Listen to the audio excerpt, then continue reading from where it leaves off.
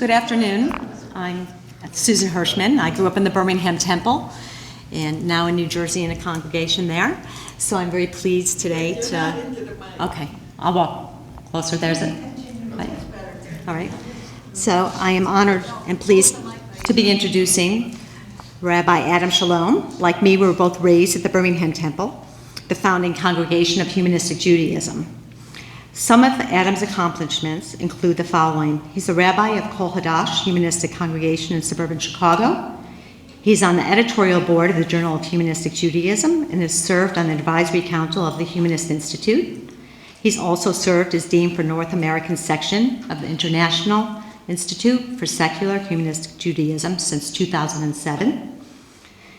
He has previously helped organize and spoken at conferences on theism and public policy, young adult children of intermarriage, the future of Jewish peoplehood, and more.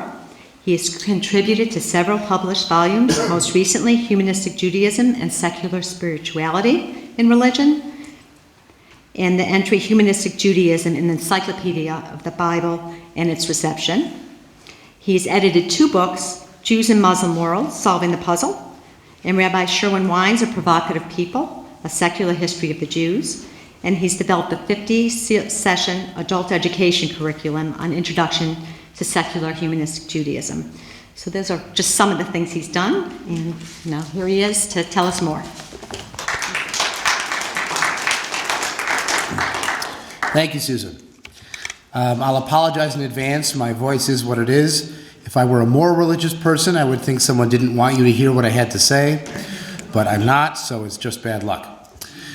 You could think of today's presentation as a kind of prequel to the message that Rabbi Jairus and Elise Pivnik gave last night when they told the story of the birth and early development and growth of humanistic Judaism. This is the prequel, what came before. And hopefully this prequel will be more of the wonderful flashback scenes in Godfather Part 2 and less of Star Wars: The Phantom Menace. Have you heard the myth of the birth of humanistic Judaism? 8 families met Sherwin Wine in a Birmingham living room and invented something never seen before in the Jewish world. The world's first secular synagogue and mature humanistic Judaism leapt directly from the founder's brain, like Athena from Zeus, fully formed in November 1963. Every family has legends. But sometimes we do more investigation, we spit in a tube, and we mail it away, and 10 to 14 business days later, we learn some hard facts about who we are. The truth is that at that first meeting there were 16 families, and 8 of them were not interested. The second meeting had 8 families. The truth is that the Birmingham Temple evolved into humanistic Judaism over several months of argument, discussion, and debate. It was not until the summer of 1964 that the liturgy was fully humanisticized, and the controversy over that did not break until the winter of 1964 because of a newspaper writer's strike. Although, I have heard a story that suggests that Sherwin had bigger plans.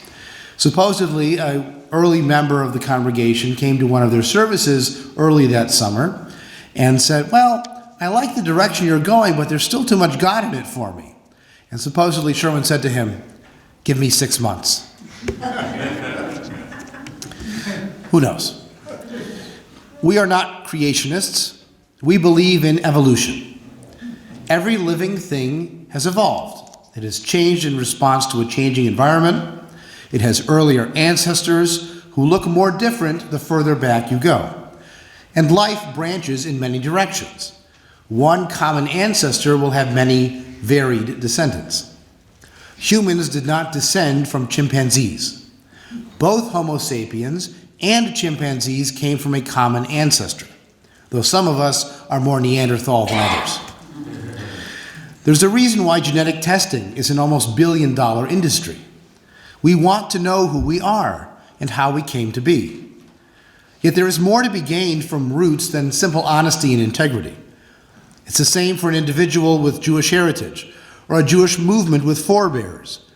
If you know that you are part of a chain and not something brand new, you find a sense of groundedness in tradition and strength as Rabbi Ma spoke about this morning. And the more we know about our evolutionary roots, the more we can choose from a place of knowledge what is possible. For example, Jews have been creating Passover seders that critique religion for over 100 years. The Jewish Socialist Bund affirmed Jewish self-identification, saying you declare yourself to be Jewish, in 1905, just as we do today. Even as we are free to create, we do not have to reinvent the wheel. 20 years ago, a presentation on the roots of humanistic Judaism would have discussed the two Jewish traditions, a pious Jewish tradition and a skeptical Jewish tradition. One Judaism defined by the faith of Torah and Talmud and religious law, another Judaism running underground that asked hard questions and doubted rabbinic answers. The pious tradition was theirs, the skeptical tradition was ours. There are indeed questioning Jews to be found throughout Jewish history, by implication and in plain sight. I would argue that the early branches of our family tree, the real historical roots of humanistic Judaism, are not only the ones in our image. We find our roots in the rebel Rabbi Elisha ben Avuya and in the Torah and the Talmud. Rabbinic Judaism is an evolutionary ancestor of humanistic Judaism, just as is secular Zionism and Yiddish socialism. The Bible and the rabbis are further back on the tree, and they have many different descendants. Some of our intellectual roots we share with all Judaisms, some are distinct to our philosophical genome. If we want a complete picture of our family tree, from roots to trunk to branches to ourselves, we need a wider view than only what we like. The most universal Jewish root, one you find reflected in every modern Judaism, is the Jewish historical experience. What Jewish communities and individuals experienced over centuries, from the earliest mists of the Hebrew Near Eastern origins, through destruction and exile, rebuilding and destruction again, diaspora and migration, changing our languages and customs and biological genome through cross-fertilization with the populations we met, persecution and prosperity, longing for Zion and then doing something about it, working for a Shener and a Besser Welt, a better and more beautiful world. The Jewish historical experience has affected the culture and the ideas of every modern Judaism, whether they know it or not. Today's Judaism may read that history very differently. Some find evidence in Jewish history of the Jews as the chosen people, chosen for special rewards or special punishments for following special rules. Others follow Sholem Aleicham's Tevye. If all this suffering is part of being the chosen people, once in a while, choose someone else. We may also argue about what actually happened. Some believe the Passover narrative is a story, while others think it is history.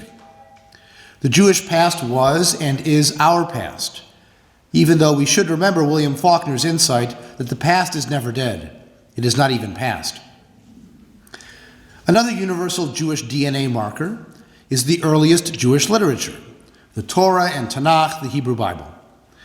Some chapters may be more obviously our roots than others. Intellectually, we love Ecclesiastes and Job, questioning cosmic justice. Proverbs, celebrating human wisdom. Song of Songs, celebrating human love. The prophets' calls for social justice, and the Torah's commandments to pursue justice and love your neighbor and the stranger. Culturally, the image of Cain and Abel, Jacob and Rachel, Moses and Yahweh the God, David and Jonathan, Ruth and Naomi, are all deep roots of Jewish literature and art. And that Jewish culture is an important way we humanistic Jews do Jewish, beyond prayer and traditional Torah study. Dara Horn's 2013 novel, The Guide for the Perplexed, is about sisters Josie and Judith. But you miss the point, unless you know the Torah stories of Joseph and his brothers, especially Judah. Even that which we consciously reject from the Tanakh is part of how we came to be, just as many African Americans find slaveholder DNA in themselves. The Bible's chauvinism, ethnocentrism, violence, and picky attention to ritual detail are undeniably part of our past. And this may still live deep within us as unconscious bias and cultural expression.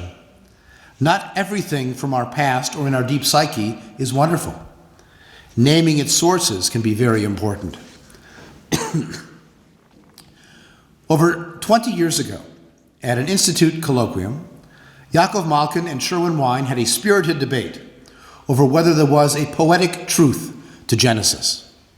Today you can watch that debate on YouTube. Wine was my rabbi and my teacher, but Malkin won that argument because poetic truth does not mean moral. Some truths of the human condition are anything but moral. In its complexity and resonance, the Tanakh is our anthology too, a product of its time along with timeless insight. There was no first couple, Adam and Eve. But it is still true, lo tov adam hayot levado. It is not good for humanity to be alone. Look at us all here this weekend. It's still true. So too with Rabbinic Judaism, common ancestor for Jews from humanistic to Hasidic. Our calendar of holidays, Jewish argument and oral tradition, multiple interpretations of the same text, a balance of individual responsibility and community connection, a Haggadah to tell the Passover story, a portable Judaism to carry with us through the diaspora. In Rabbinic Judaism, holiness and learning were no longer owned by a priestly elite caste. A rabbi needed no pedigree, just learning, and to be a man before modern times. The most important Jewish building was no longer a Beit El, a house of God. It was a Beit Midrash, or house of study, and a Beit Knesset, a house of human meeting, or a synagogue. As with the Torah and Tanakh, there is plenty in the Talmud and Rabbinic Judaism we acknowledge with regret. We strive to go beyond.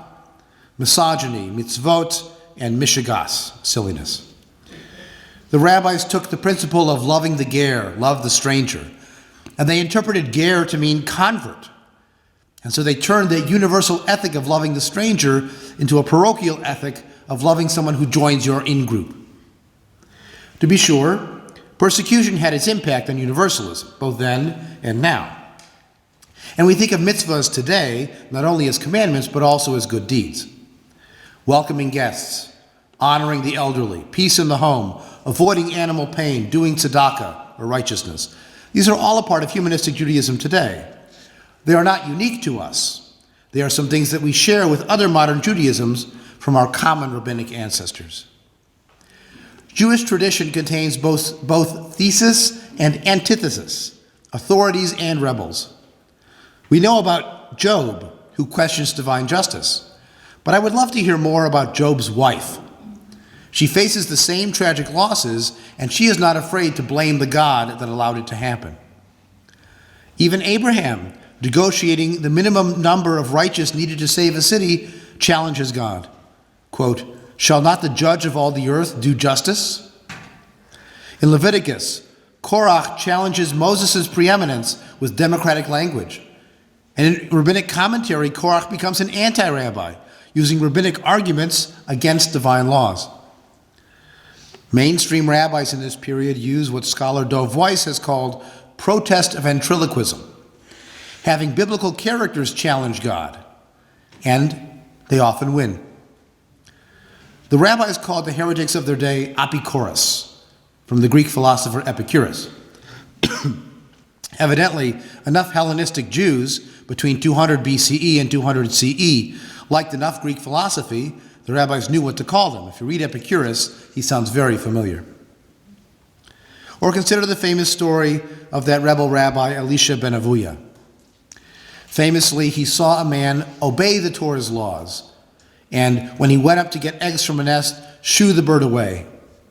And on his way down, he is bitten by a snake, and he dies.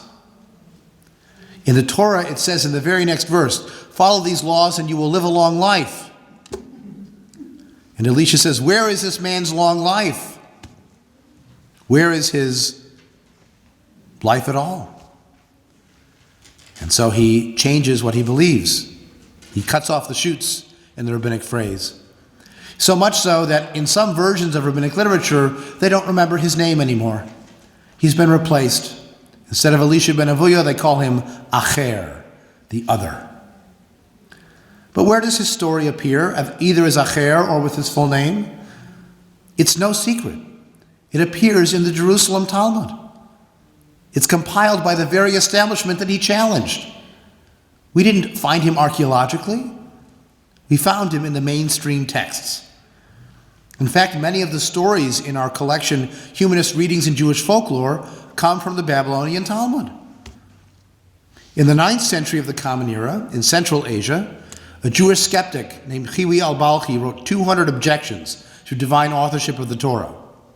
We only know about him because he was important enough for famous rabbis like Sadia Gaon and Abraham ibn Ezra to quote him as they offered rebuttals. Humanistic Jews certainly find our roots in Jews challenging traditional authority. What makes Judaism particularly interesting is that it sometimes preserves both the tradition and the challenges.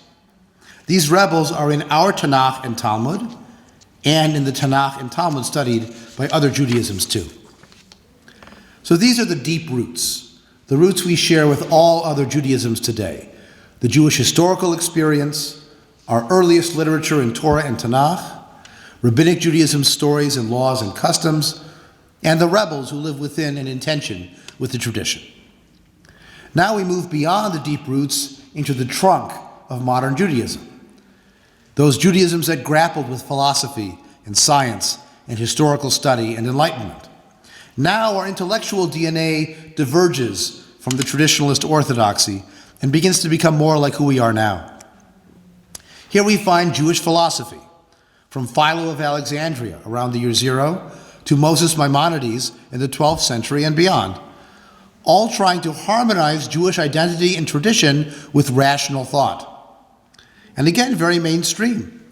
It is said that from Moses to Moses, there was no one like Moses. Now, Philo and Moses Maimonides were not humanistic Jews. Maimonides did philosophy in Judeo-Arabic for an elite Jewish audience. And Maimonides also wrote a detailed code of practical Jewish law and a catechism of core Jewish beliefs. Each of those beliefs begins, Ani ma'amin be'emunah shlema. I believe with perfect faith in the coming of the Messiah, that he wrote the Torah, in the resurrection of the dead, and so on. On Maimonides' 13 principles of faith, I am 0 for 13. I do agree with his ladder of charity. I do agree with his borrowing of Aristotle's concept of the middle way. As my friend David Steiner used to say, you have your Maimonides and I have my Maimonides. Pre-modern Jewish philosophy mostly revolved around what it meant to be rational and to believe that one God created the world. In fact, that it could be rational to believe that you could be rational and believe a God wrote the Torah and was intimately and directly involved in human affairs. They applied reason to Judaism, but in order to confirm its faith, rather than risk a real challenge or change. At the same time, this trend applied universal human philosophy to Jewish questions and sought to harmonize the two, as we do today. In this early modern trunk, leading to humanistic Judaism, we also find a number of European intellectual revolutions from 1600 to 1800, a scientific revolution that upended traditional wisdom based on evidence and experiment. If you could not prove the idea, if you argued that you needed your faith to have it be true, that was no longer enough. There was also a philosophical revolution that questioned even the existence of a personal God and challenged humanity in Kant's definition of enlightenment, to dare to know. The Scottish philosopher David Hume, a personal favorite, used his dialogues on natural religion to show the unprovability of faith claims. Given how the world actually works, why would you assume one being made it instead of a committee, like anything complex? For example, a sailing ship. One person makes the sail, someone else makes the hull, someone else organizes the instruments, and so on. Or why assume the world was made exactly correctly the first time, without a few trials and errors, like everything else that's been made? Or why assume it was made by a perfect being? With all the flaws that we see in the world, maybe it was made by a child god as its first attempt. Or maybe by a senior god who was losing its skills and then died and the world just kept running on without it. You can see why Hume published this after he died. This revolutionary trunk of philosophy and science also included a political revolution that separated church from state and created the possibility of individual and secular citizenship, and thus also Jewish citizenship. If you can tolerate a heretic, you can tolerate the Jews. Here we find Baruch Spinoza in Amsterdam, embodying all three of these revolutions in his approach to science, philosophy, and religion, and willing to face the consequences of speaking his truths. Moses did not write the Torah. A government or religious community telling you what to believe is both immoral and bound to fail, since you can't make anyone think anything. You can make someone say something, but only the consent of a reasoning mind yields belief. In the 19th century, we find the Haskalah, or Jewish Enlightenment, challenging Jews to learn European languages and wisdom, to modernize Jewish life, and again to harmonize their Judaism with the best of modern ideas. They took their name, at least in part, from a line in the biblical book of Daniel in chapter 12. And those who cause knowledge, the maskilim, think the Yiddish word seichel, the ones who give knowledge, will shine like the radiance of the sky, and those who make many righteous will be like stars forever and ever. I wanted to put that on my ordination certificate, but Sherwin pointed out that Daniel was actually talking about the resurrection at the end of days, and so then it wouldn't work necessarily for a humanist ordination.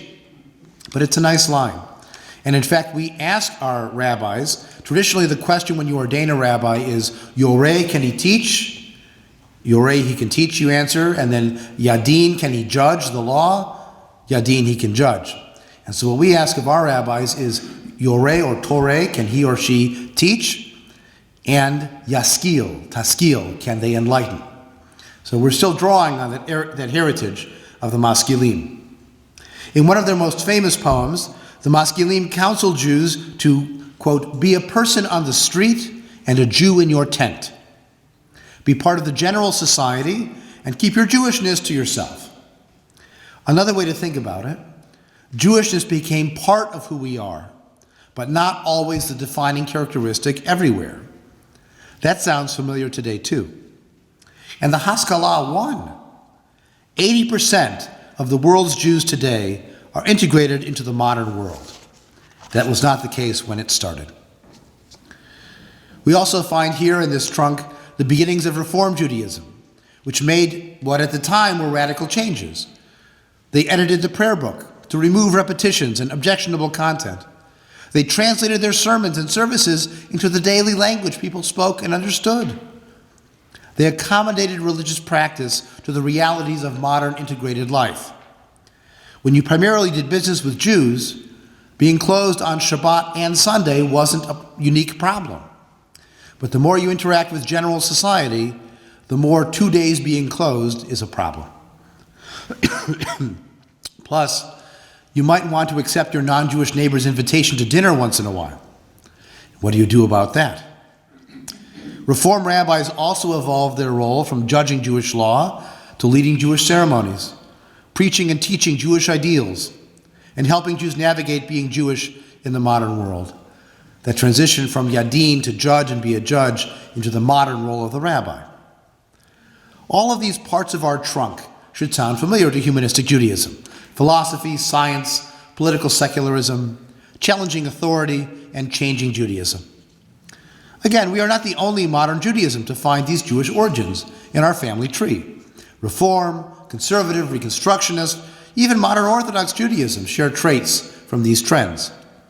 But by the late 19th century, we find the equivalent of our grandparents and great-grandparents, the limbs that diverge from that trunk and begin to point even more clearly in our direction. The freedoms of emancipation and enlightenment led to Jewish assimilation to the surrounding society and to assimilation's discontents. The Industrial Revolution, spawned by technological innovation, led to tremendous social and economic dislocation. And that also created problems for the Jews, including modern anti-Semitism. It was the best of times, it was the worst of times again.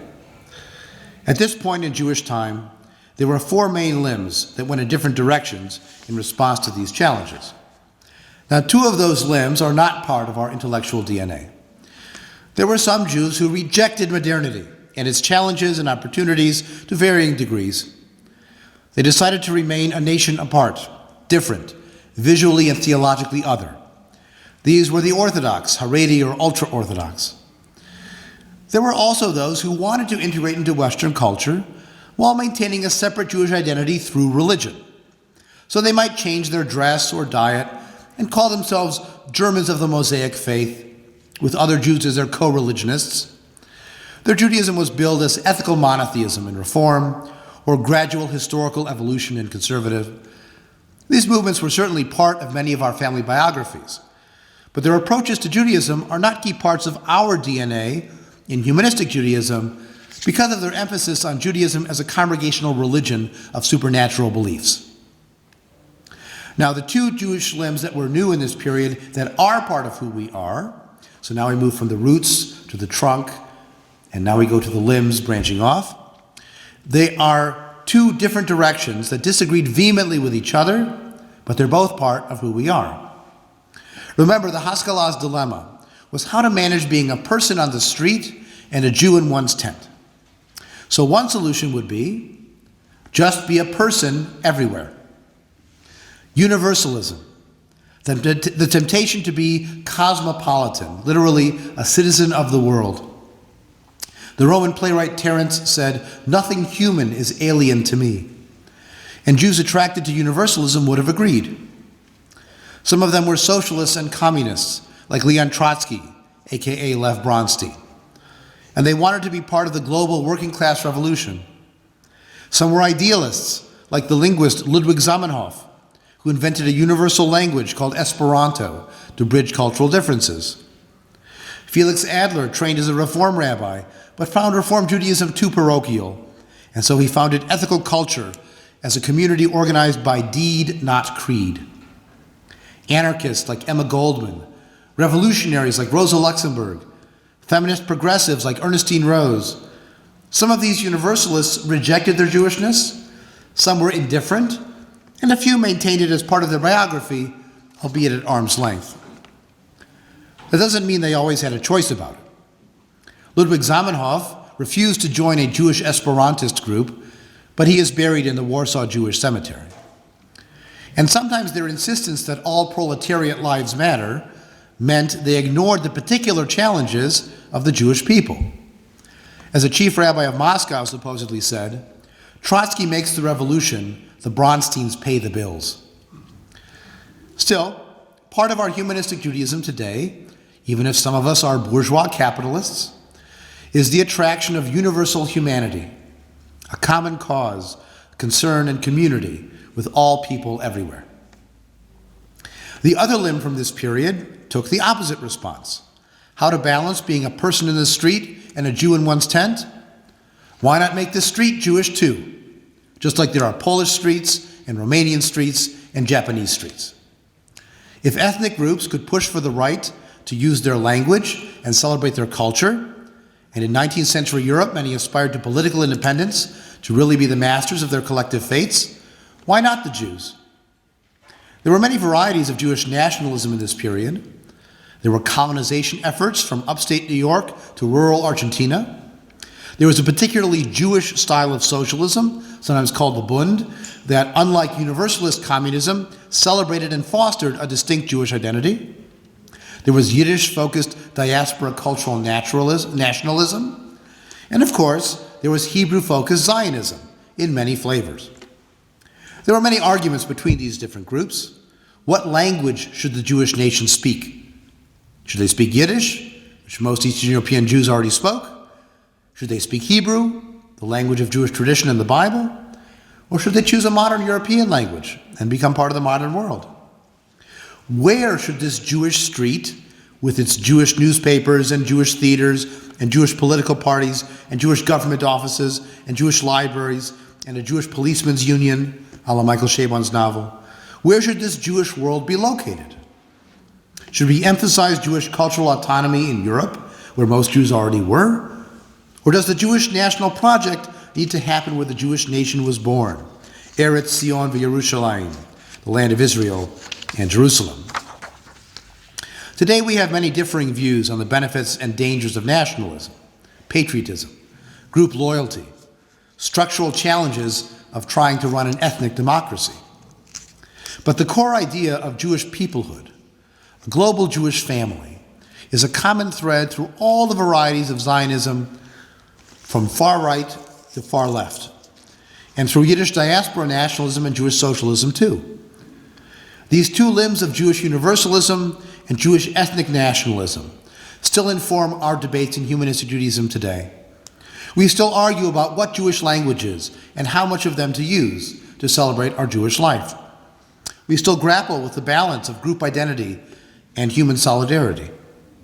There are times we are people on the street and Jews in our tents. There are times we are Jews on the streets and people in our tents. And there are times we refuse to choose between the many parts of who we are.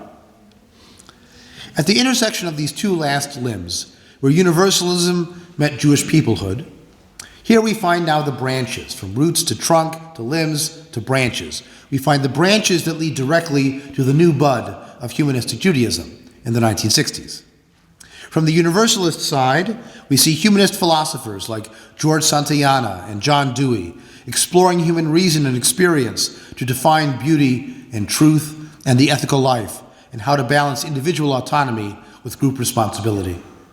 We see Unitarian ministers exploring the possibilities of a religious humanism, using the religious community to work for a brighter future, and culminating in the first Humanist Manifesto of 1933. And from the Jewish peoplehood limb, we find the earliest secular Jewish schools, which started a century ago in the US and in Europe, designed to teach secular Jewish children about secular Jewish culture, history, and identity.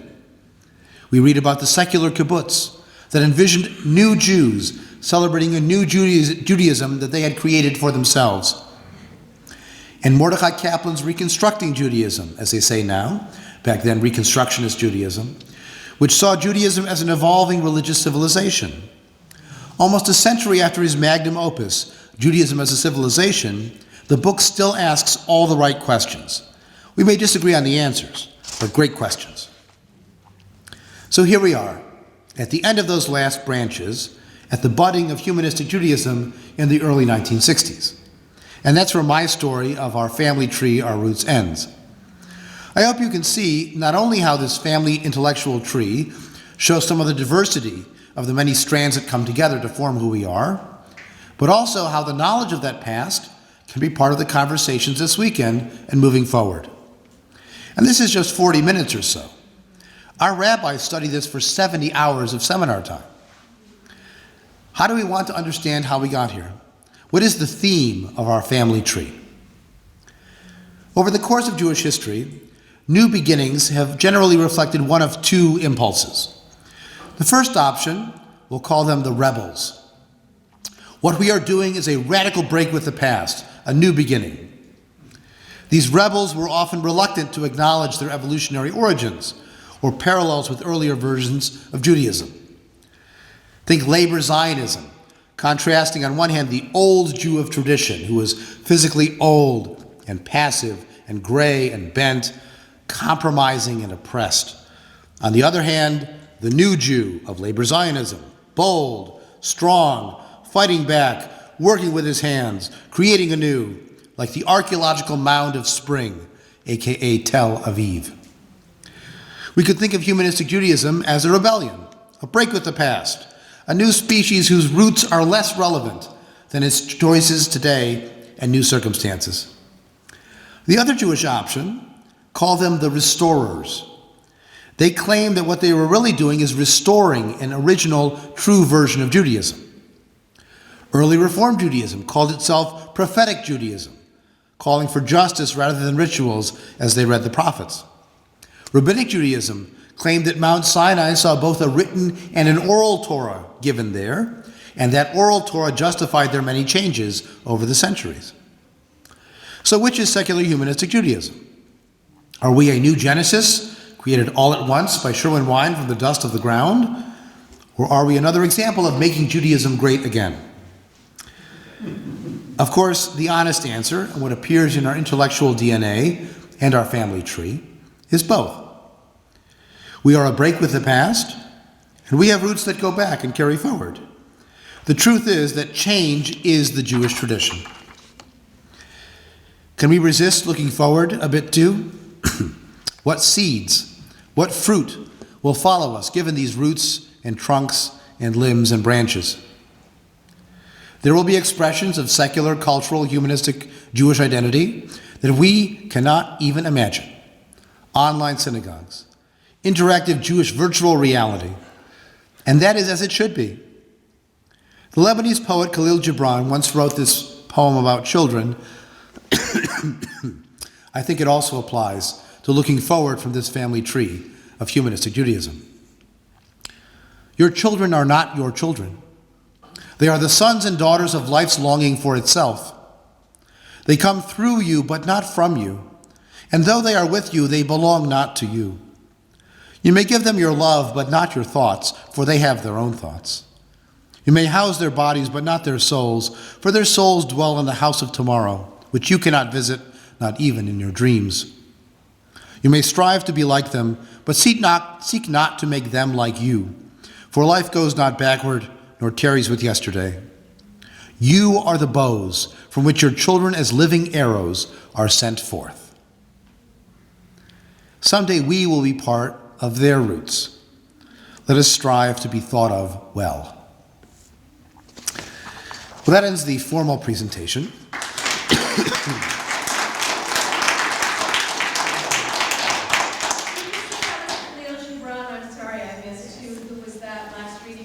By Khalil Gibran. That's the poem called On Children. You can find it online. So we have plenty of time for comments, questions, reactions. Please, and I'll repeat it into the microphone. Walt Hellman from Kol Shalom. One of the major defining elements of Christianity and other religions is belief in the afterlife, behaving today to get us to heaven and so on and so forth. I was wondering, in your studying of the roots of Judaism, we've heard that belief in heaven and the afterlife, we say as humanistic Jews that has never really been a major part of the Jewish tradition. I was wondering. I don't say that. It absolutely has been a significant part of the Jewish tradition. You hear that sometimes you sometimes hear that in liberal synagogues where people don't believe it anymore, so they want to act like it wasn't part of the past.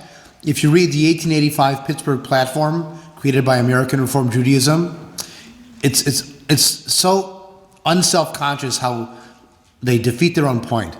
It says clearly, we reject as ideas not rooted in Judaism the belief in Gehenna and Eden, in hell and heaven. But they use the Hebrew words for it. I mean, clearly, if you read Rabbinic Judaism, if you read an Orthodox prayer book, it refers to the resurrection of the dead. It refers to Ha'olam Haba, the world to come. If you read the book of Daniel, it talks about a clear personal resurrection. It's written very late in the Bible period, but certainly around the time of the formation of Rabbinic Judaism. So clearly, an afterlife was an important part of traditional Rabbinic, Orthodox, historical Judaism. What happens in the modern era is you have to decide, are you a break with the past, or are you purifying the past by getting rid of the extra, accretions, the crustaceans that have glommed on to this identity? And so Reformed Jews who wrote that Pittsburgh Platform in 1885 said, well, these ideas about an afterlife, they're not really Jewish, so we're just going to cut them out. And so the accurate answer is, if people ask you, do Jews believe in an afterlife? The answer is some Jews do. And Judaism historically included that as part of their... Judaism even has a strand that it believes in reincarnation. In Jewish mystical thought, there's something called Gilgul, which is literally the turning of a wheel. It's a reincarnation process. So when you've had a long, varied tradition, you've believed in just about everything. So you don't feel that Judaism, more than the other religions, has a history of dealing with deed, not creed? No, I don't think so. You sometimes hear that idea that Judaism is about what you do, not what you believe, but that's only offered by people who don't believe what it says in the text. Because the Orthodox believe very strongly that what you believe matters.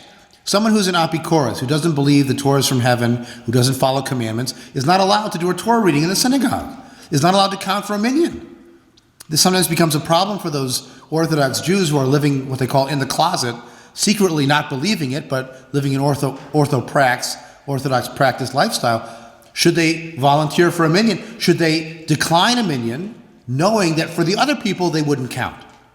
And it's about their beliefs. Maimonides' 13 Principles of Faith. I believe with perfect faith in the coming of the Messiah. I believe with perfect faith that God created the world and knows all of my deeds. Those are statements of belief. Even the Amidah, the standing prayer, which is part of the daily prayer service in Orthodox Judaism, is a statement of beliefs framed as blessings. Blessed are you, God, who resurrects the dead, says blessing number 3. He hasn't done it yet. So that's a statement of affirmation and belief. So we sometimes hear like the propaganda versions of tradition where Judaism doesn't care what you believe, it's only what you do. And Jews don't believe in the afterlife. And Judaism never reminds the convert of his or her roots as part of the outside the Jewish people. But there are all kinds of examples, if you start looking for them, where they highlight the convert's origins and they highlight the afterlife, and it's just how it is when you look at it dispassionately. The last example I'll give you is you may have heard of Maimonides' list of the 613 commandments. Traditionally in Orthodox Judaism, there aren't just 10 commandments, that wouldn't be enough. There are 613 commandments in the Torah to be derived by rabbinic interpretation. They don't all agree on the list, but they agree on the number. If you read Maimonides' list of 613, the first several are believe in God, fear God, love God, know that there's a whole set of God-focused beliefs in those list of mitzvot, which are not just love the stranger, but are also what you should think and believe. So I think that we again have to worry or be cautious about projecting what we want to be the case onto the past. Wouldn't it be nicer for us to say, well, we're doing the real Judaism by just focusing on deeds and not focused on belief? That's private. Well, but that's not an honest picture of what was there. I think it's better to say we understand that complexity of the past, and we've chosen as an heir to draw from these different aspects of the past and to leave other aspects to the side, and other people will handle them in their own way. There, one of the prophets, I forget which, said that your worshiping is worthless. What you do is so much more important than that part. There are passages in the prophets that emphasize deeds over ritual practice. However, I think it's a little disingenuous to say that they didn't care at all about ritual practice. There are other prophets that condemn worshiping idols, that condemn whoring after other gods. That's one of the reasons that Yahweh punishes them. They actually use the word znut, which is whoring, like a whore, a prostitute, in the Hebrew. So what they want, ideally, for the prophets, you do both. You would both do righteousness and worship Yahweh the way he wants to be worshipped. The prophet's point is, if you're worshiping Yahweh supposedly the right way, but you're not doing justice, you're not doing it right. You can't, just go to the confessional and get out of it. But again, that's how the Reform movement tended to read it, by saying, oh, look, they said, who cares about your ritual practices? Well, actually, it was a little bit of both. It is, again, if we're thinking evolutionarily, that's an important trend, that you can't just do magic and make the evil go away. You have to do something about the evil itself. So it's humanistic. It's like in our direction. But again, that's why we have to have a reasonable claim. Yes, Patty? I have never understood the emphasis on the past at all, the ancient past. It's why is what people purportedly said thousands of years ago relevant to today? I think that we have within ourselves the ability to figure out what's right and to do what's right. It's a fair point. The question is, why do we bother with the Torah, the Talmud? These people lived centuries ago. They had no science. They had no archaeology. They had no psychology. They had no genetics. They knew a fraction of what we know about the realities of the world. So why are we bothering listening to them? I think there's a couple of thoughts. One is, if nothing else, everyone else is talking about them. So we have to at least have some common vocabulary with what's going on in the rest of the Jewish world and human world. You know, if my kids grew up and had never heard the names Cain and Abel, they wouldn't be literate in Western culture. So they have to at least be literate in the concepts. The second point is that there are some details about life that you're right. The rabbis didn't understand, for example, the whole idea of flies laying eggs as opposed to spontaneously generating from rotting material. That was the rabbis thought they just spontaneously generated, which many societies did until modern times. So they got that wrong. But there are other details about interpersonal interaction that I think they have some deep insights into. And you have to have a strainer. You have to filter out what are the factual questions and what are the moral interpersonal questions. I'll give you one example. So you may be familiar with the concept of Yom Kippur, where you're supposed to not ask for divine forgiveness until you've gotten forgiveness from the person that you wronged. And Maimonides, again, lived 1,000 years ago. Why bother? He suggests that you actually have to make yourself available to the person who wronged you so they have the opportunity to apologize. That's hard, right? Can you imagine intentionally putting yourself in that position to do that? And then he says you have to go and apologize to the person you wronged, not just once, not just twice. After 3 times, it's their problem. You've done your duty, but at least you've attempted. But the fact that he went into detail and detailed how you need to approach this issue to try to repair the relationship, there's a real psychological insight in there. And it's not dependent on how old he thought the world was or whether he thought the sun went around the earth. That's irrelevant to that interpersonal dynamic. So that's where I do see there is some insight to be gained from the past, either in just common vocabulary with other people, but also in the real human insight to be found. And the last reason I'll say it's worth looking back into the past. I just think there's an emotional resonance when you read a passage that's 3,000 or 2,500 years old that speaks to you, that you don't get when you read something that's 5 minutes old, that you wrote yourself. It just doesn't have the same resonance. Now, there's a story that Sherwin Wine was doing a funeral once, and I think Miriam was in the audience, and he said, as an ancient rabbi said, Shim'u, Shim'u, Ohave, Ahava, which is a song that he himself wrote. It was a wedding, okay. And afterwards she said, what do you mean an ancient rabbi? He said, I'm ancient. I've been around a long time. But again, it has more resonance if people think it's older. And that's an emotional thing. It's not a factual thing. So if I can look back in my tradition, and I find there's a passage in the Torah that says, the worker should be paid his or her wages the same day they work, so they're not captive to the boss, who would force them to come back and work again, like a sharecropper or wage slavery or all kinds of other examples we have today. I take heart, I find it inspirational that my people, at some point in the past, with all their blind spots and all their failings, came up with that great insight into how the economy works, how workers and owners work. I think that's really insightful.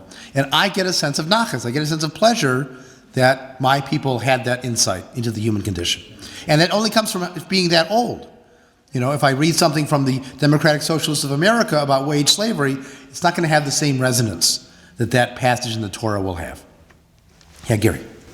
So one of the things that I read about is what we call the evolution of religion, evolution of Judaism, which I think we are part of. And so I'm reading Response to Modernity, which is the creation of the Reform movement. So you mentioned something called Rabbinic Judaism, which is one, and I haven't heard that term. When did that occur, and how did that change Judaism at the time? Okay. This is a whole seminar. Yeah. No, that's fine. The question was, I was referring to Rabbinic Judaism. I was at bounded, defined, etc. Essentially, around the time of the year 0, just to give you an easy point to look at, around the time of the year 0, there was one central Jewish building. It was the temple in Jerusalem. And there was one central group in charge of all of Jewish life. It was the priests at the temple in Jerusalem. Well, this is where it gets complicated. Because the priests didn't necessarily decide exactly how everything ran at the temple. It was sort of a coalition work. between the priests and their approach and another group who didn't follow the Torah by the strict letter of the law, but were willing to interpret or to add or to come up with new traditions. They were called at the time the Pharisees. This is not the hypocritical meaning of the New Testament, as you might have heard in news recently, but rather they called themselves the Prushim, the separators who kept themselves apart from impure things. They took all the priestly purity laws and applied them to all the people. So the Pharisees are really the ancestors of the rabbis. If you read descriptions of the Pharisees, it sounds very much like the rabbis. For example, the Sadducees or the priests said you could not have a candle lit during Shabbat. You had to do Shabbat in the dark. And the Pharisees said you can have lights lit during Shabbat as long as you light them before Shabbat starts. Well, what do we do now in traditional Jewish practice? That's how you mark the beginning of Shabbat, is you light candles. And that marks Shabbat for the beginning in your home, even if it's a little before sundown. So we are the heirs to the Pharisees. We are the heirs to these early rabbis, starting around the year 0, give or take 100 years on either side. And ultimately, that becomes the establishment in Jewish life after the year 70 of the Common Era, when the Jerusalem temple is destroyed. Now, no more coalition, because the priests have lost their power base. Now, the Pharisees/rabbis really become the authorities in Jewish life. It still takes a long time. There are Hellenistic Jews scattered around the Mediterranean. There's a group called the Romaniot as well that were somewhat divergent from rabbinic practice. You have the Jews in other parts of the Jewish world that only have the Hebrew Bible, but not necessarily the rabbinic texts that were sort of cut off from the mainstream. It isn't really until the period of the Islamic empires, based in Baghdad/Babylon, as the Jews call it, Bavel, that you have the really firm establishment of a Judaism based on rabbinic laws, studying the Talmud and the Torah, and accepting rabbinic pronouncements and rule over local communities. Again, some of it changed over time. The synagogue actually develops before the temple was destroyed, because people living far away needed a place to meet. So it was available to use for the rabbis later, but it started before. The same thing for the rabbis themselves. The Pharisees started before, but they became preeminent afterwards. So Rabbinic Judaism more or less sets the template from around the year 70 of the Common Era, all the way through the emergence of modernity, the 1800s. You can see an example of how Rabbinic Judaism ended in the difference in responses between Baruch Spinoza and Mordechai Kaplan. Actually, 3 people: Uriel da Costa, Baruch Spinoza, and Mordechai Kaplan. Uriel da Costa lived in Amsterdam, the same place that Spinoza did. He wrote heretical things, just like Spinoza did. He was condemned by the community, just like Spinoza did. And he recanted, which Spinoza did not, because he just couldn't handle life cut off from all of his family and business contacts and livelihood. Spinoza had a separate employment. He was a lens grinder. It may have killed him from the glass dust in his lungs. But he was able to be independent, earn a living, and live by himself. In fact, he refused a position at a university because he said he didn't want to be compromised in his beliefs. He wanted to earn a living separately. So he was still kicked out from the community, though. Fast forward to the 1940s. Mordechai Kaplan, Orthodox ordained and raised, in fact, was the founder of Young Israel, which is a modern Orthodox denomination now. They don't mention him, by the way, in their literature, but he was one of the founders. He had become a professor at the Jewish Theological Seminary of Conservative Judaism all the way in the 19-teens and stayed there until the 1960s. And in the 1940s, he published a new prayer book. It was so controversial that some Orthodox rabbis burned the book and excommunicated him. And nobody listened. He kept his job at JTS, his book sold, Reconstructionist Judaism still exists, life went on. That's a sign of the end of Rabbinic Judaism's authority. It just did not have the monopoly on power it had at the time of the 1600s with Da Costa and Spinoza. By the 1900s, it was mostly irrelevant. Now, in Israel, of course, the Orthodox rabbinate still has power, but that's a modern historical development. That's an acquisition of power that wasn't the historic power. And honestly, even in Israel, most people ignore the chief rabbinate too. Do you see what we're doing as an evolutionary phase of Judaism? Well, I always thought it was odd, growing up at the Birmingham Temple, where some of the readings would say, the rabbis say this, but we say that. And I thought, who's leading the service? It was a rabbi, right? So, are we a rabbinic Judaism? Well, I mean, on a very basic level, we have rabbis, we make rabbis, we should fit in that category in some way. I do also see us as rabbinic in terms of an heir to rabbinic sources and ideas. You know, that whole argumentative concept of Jewish cultural personality, that's rabbinic, that's not Torah necessarily. We are an heir to the calendar of the rabbis. We are an heir to their definition of the holidays. The Hebrew Bible we have today was organized by the rabbis. They didn't write it, but they put it together in the order it was in and decided what books would be in and what books would be left out. So we are a descendant of rabbinic Judaism.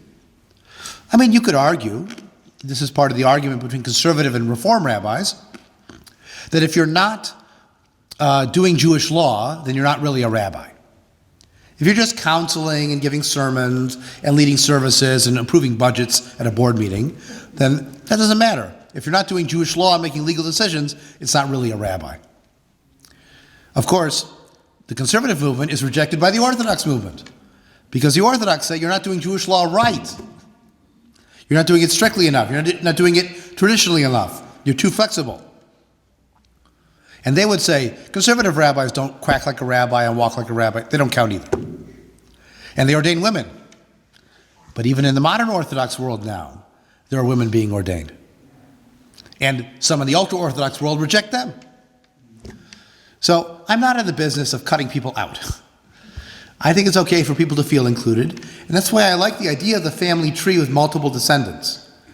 You know, chimpanzees and human beings have slight differences in our DNA. We have a common ancestor way back when. I see no problem claiming ourselves and Hasidic Judaism and Reform Judaism all descending from this Rabbinic Judaism earlier and going in different directions. I even think it's okay to claim that we have a common evolutionary ancestor with modern Reform Judaism. We look at that Pittsburgh platform in 1885 and find a lot of commonalities. It says, the Bible reflects the primitive ideas of its own age. Verbatim, it says that in the Reform platform. It says, it clothed these narratives in miraculous stories, which means they didn't believe it really happened that way. So there's a commonality there. There's a family affinity. And again, Reform Judaism evolved in its own way.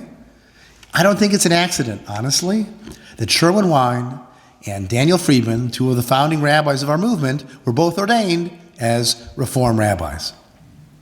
Now you can decide for yourselves why, when they taught the history, they chose not to include Reform as one of their roots. Other comments or questions? In the back, yes. This is somewhat of a tangent, but when you were talking about Maimonides and his 12 principles, when I took my course on that, a big part of our discussion was the debate on whether we think he actually believed any of them. And I'm just curious how you weigh on that question. Or is it just wishful, or what you would consider wishful thinking? Yes, this is the question of, did Maimonides really believe those 13 principles of faith that he wrote? Or is that just for the masses because they needed to believe it? Well, or because he would have never gotten to do anything if he had not Right. done that. This is the age-old dilemma of how do you find a skeptic in a pre-modern period? So there's a wonderful book, we assign it in the class that I teach for the rabbis on this. It's called Doubt, A History by Jennifer Michael Hecht. It's a very good read, and what I really like about it is she explores skepticism and questioning all throughout geography and history. She goes into the Far East, and she goes into the Near East as well, and Europe, and so on. And one of the questions she explores is, how can we know if somebody in pre-modern times was really an atheist when it was dangerous to be so? Do they have to hide it or not? So sometimes you'll find clues that maybe they were. Like if there's a philosophical dialogue, and the theistic answers are really dumb, And the atheistic answers sound really much more well put together. And maybe they're sort of putting their thumb on the scale of this dialogue, and it may wind up at the end. So we think about that also with the book of Ecclesiastes. You read Kohelet, the book of Ecclesiastes, it rails against divine justice doesn't exist, and it's not fair, and the world isn't fair, and bad things happen to people, and you live and you die, and that's the end, and you rot, and blah, blah, blah. And then at the end, so the final lesson is believe in God and be a good person. So you have to say, was that added at the end to sort of put a kosher stamp on it, or was it sort of a pious saving by the original author? So in Maimonides' case, we do know that in his writings in Judeo-Arabic, which again were for a much more elite audience because they had to read Hebrew letters and understand literary Arabic, which is very different from street Arabic, so very few people could read it. That's where he did his more experimental philosophical exploration. If you read his original Guide for the Perplexed, that's in the Judeo-Arabic key. But in his writings in Hebrew, he wrote more for the masses. He wrote a code of Jewish law, as I mentioned, the Mishnah Torah. He wrote these principles of faith, the 613 commandments, and many other letters. I think the challenge is, it would be very tempting. We would love to plant our flag on Maimonides, right? The most brilliant Jew for the last 1,000 years, from Moses to Moses, there was no one like Moses, is one of us. I just don't know that it's justified. There's so much of what he did that is pious and religious that I don't know that it's fair to claim him as us. Again, an ancestor for sure, but I wouldn't call him as synonymous with us. Plus, honestly, in that period, it was very rare to find someone as skeptical as we are today. They just didn't have the basis. Richard Dawkins once said famously, the best part about evolution is it finally lets an atheist be complete, because now we have a theory of where we came from. We didn't have that before. How could you explain it without that? And Maimonides, don't forget, his job was not just as court physician in Cairo. He was the head of the Jewish community. He was respected globally. He sent letters everywhere across the Jewish world. Was he really going to come out and say, you know what, I was wrong. I don't believe any of this. He had lived through tremendous persecution. There's no way he would have done that. So I can't. It's a good question. I don't have a clear answer, yes or no, to it. I would just be cautious about claiming people as ours. One other example like that, and then I'll take another question, is Baruch Spinoza. We also want to plant our flag on Spinoza and say he's ours. But as one scholar of Spinoza pointed out, two things. One is he was a fatalist. He didn't believe that free will mattered. Everything was decided from far in advance. That's not part of our perspective. And the other is that Spinoza might not have considered himself Jewish. From Spinoza's perspective, Judaism was about the law. And it made sense when you had a kingdom and you had a religious authority and you had politics that were Jewish. Then you could have a Jewish identity and Jewish religion. But living in diaspora in Amsterdam, the only power that should have the power to make laws is the secular government. So he disagreed with the idea of Jews making law, and he would reject the concept that he was subject to Jewish law. So he would not have accepted himself as Jewish at all, which puts a crimp in our claim on him as a humanistic Jew. Yes, Eva, and then Joel. To address this question, I'm sorry I can't speak. I'll say it again, with my bad voice. Perhaps if Maimonides had been born today, he would be a humanistic Jew, but he was definitely not a humanistic Jew in those days, because of all the things that you said. But in the Guide for the Perplexed, he did say, if the Torah says one thing, and science proves it to be wrong, follow science. So there's a lot, that's only one of the many things in the Guide for the Perplexed that he said that indicate that he has doubts. So what Rabbi Goldfinger pointed out is that it's fair to say that Maimonides was not a humanistic Jew then. If he lived today, he might have been, although as my grandmother would have said, if the Baba had given a Zeta, if the grandmother had been a grandfather. Nowadays you can't even make that joke anymore because things have changed. But the other point that you made, which is fair, is one of the lines in the Guide for the Perplexed that really jumps out at us is the one that says, if the Torah and science contradict, you should follow science. And this is where I pointed out, when you read Jewish philosophy, we have all these hopes oh, these Jewish philosophers are going to use philosophy and study science and then read Judaism and say, oh, this all has to change. But by and large, Jewish philosophy before modern times was using philosophy to justify Judaism. It's more what you'd call philosophy of religion, which you can find as an academic discipline, trying to use philosophy to justify religious belief, and not using philosophy to explore the truth and seeing what if religion survives that truth process. That's a different project. Yes, Joel? Yeah. Somewhere I read, and I think it fits here, is that the religions tend to be in three categories. The one that has most common emphasize the past. And in those, these are the heaviness of it is that one is controlled by destiny. You're more in an acceptance mode. You're more passive. Then there are those religions that focus more on the present, maybe a Buddhism type of thing, which is and the strategy is in the present, you try to manage your inner experience and framing of it, and basically whatever your behaviors are, your mitzvahs are in the present. And that's the emphasis. And that's pretty much a lot of what we do. Mm-hmm. And that's in the, what I'm going to say, the immediate cause and effect. Now the third group focuses on the future, and in that you have something like what Ron said. You might want to do some things looking at your first, your intermediate consequences of your actions, and even your long-term. What may not be there when they happen. Or you try to control the future with fantasy. Or we'll say faith, you wish. And that you're going to somehow know and be in the future something, somewhere, as opposed to nowhere. Right. So in that regard, Gibran here, the way I'm reading it, is more in the present. You're the arrow, they're in the future. No, they're the arrow, you're the bow. I mean, you're the bow, yeah. Yeah. I love that imagery, though, that you are the bow that sends out living arrows. So you give them a push, but then they're out there and they're going to make their turns and they're going to go where they're going to go. And the implication is you're going to be gone, you're going to be finished in your life cycle, and they'll be living out in a place you can't be. Right. Okay. Well, that's the tricky part about looking back in the past, because you're going to be in the past at some point, and someone else will look back and say, oh, wasn't that interesting? And hopefully they think of you well. I framed that earlier in an earlier discussion, that every human life is born in a tricky situation. Yes, between nothing and nothing. Right.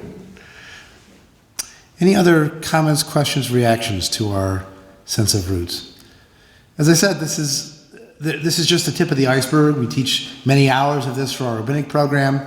We had a whole colloquium on this. That was in 1997, 1999, called Beyond Tradition, which was looking back at different varieties of modern Judaisms that tried to evolve in new ways in response to modernity. And again, all the videos for those colloquia are online for you to find. Everyone's going to present their roots differently, you know. And you might choose a different emphasis from these varieties. You might be more sympathetic to the Bund and Jewish socialism. You might be more sympathetic to Zamenhof and universalism. You might be more sympathetic to Zionism and a Jewish collective self-determination in a political sense. That might be your response to a hostile world. So there's no one way to do it. There's no one way to claim these roots. So if you did your own intellectual DNA, you spit in the tube and mailed it off somewhere, you might get a different result back than someone right next to you in the same community. But that's what I think makes us vibrant. If you all were the same, that would be really boring. I've often said I would not like to be part of a congregation where everyone agreed with me all the time. That would be scary. Fortunately, I haven't had that problem. But it's one of those virtues, I think, of our identity, that we have these diverse strands coming from different places and drawing on different sources. And I think that lends to our vitality as a movement. Well, we still have 20 minutes till the scheduled end. We can chat on a smaller level, or we can continue if you want. I just wanted to say that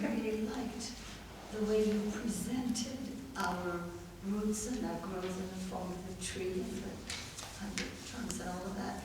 And where I come from, we call it Chalom or Chalot Judaism.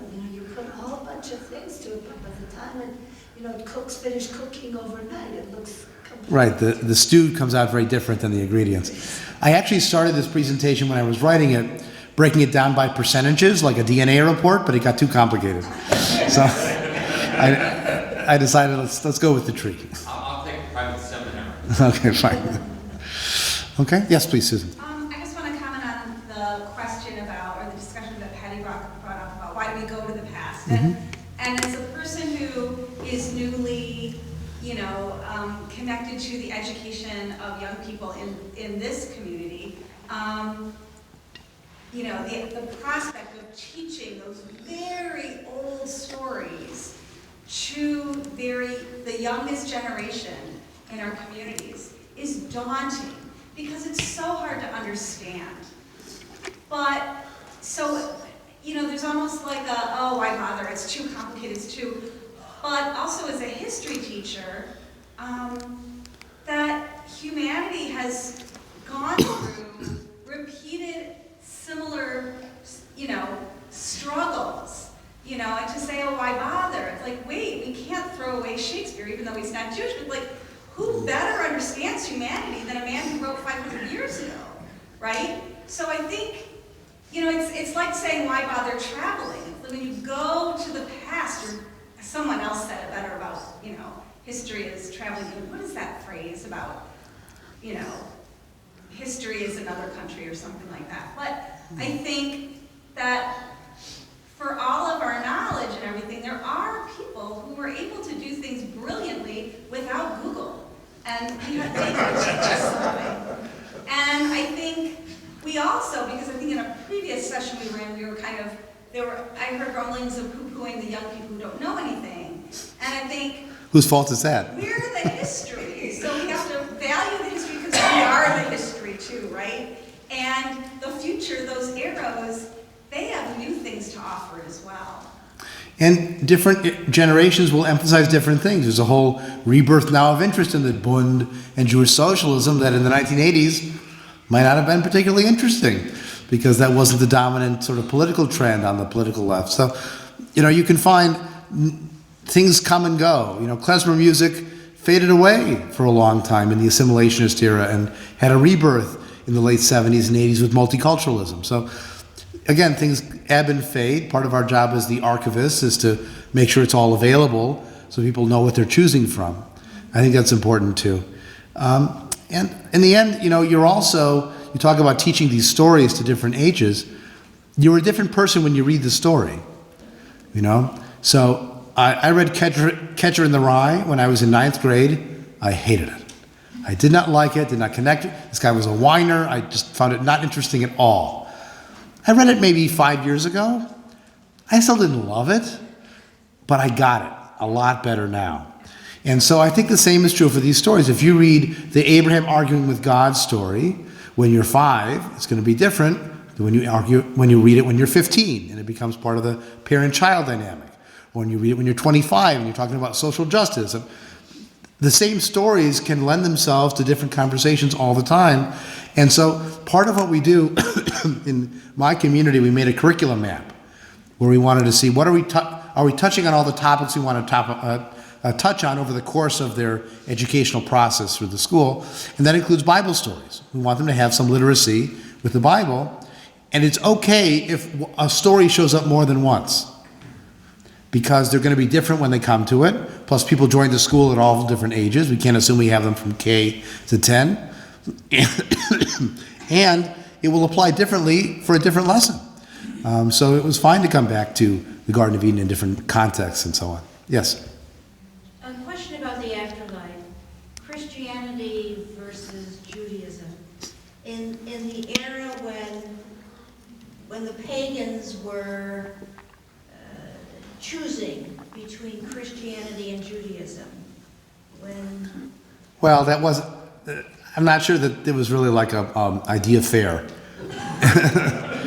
Where people were saying, which one do I want? Well, I've heard that Christianity, because it had this specific afterlife I'll see you in heaven kind of thing was more attractive. Well, they also let you eat what you want and didn't make you cut off your... I didn't say it on purpose. Okay, those were two major selling points for Christianity over Judaism. And also Christianity saw itself as a proselytizing religion. In traditional Jewish life, certainly under the rabbis, the rule was if someone came to you to be converted, you would turn them away 2 times before you accepted them the third. We didn't send missionaries out. That's why I always laugh when people are reinterpreting Jewish history and saying, we were chosen for a mission. We're not an ethnocentric chosen people. We were chosen for a mission.